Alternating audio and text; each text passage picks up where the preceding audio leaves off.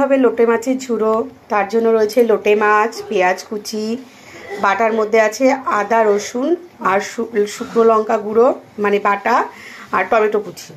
কড়াইতে তেল গরম করে তাতে পেঁয়াজগুলো দিয়ে দিতে হবে। পেঁয়াজটা ভাজা হয়ে গেলে বেটে রাখা মশলা আর টমেটো কুচিটা দিয়ে ভালো করে কষাতে হবে। সামান্য নাড়াচাড়া করে লোটে মাছের টুকরোগুলো দিয়ে দেওয়া হলো।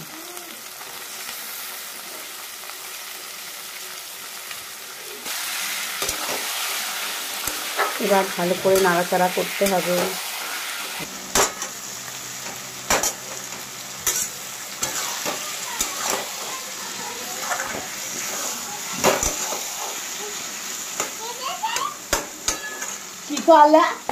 এখনো এটা হতে সময় লাগবে, কারণ লোটে মাছের জল ছাড়ে, জলটা টেনেছে।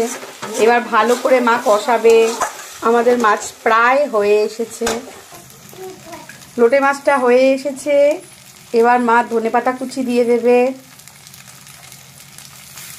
দিয়ে নাড়াচাড়া করে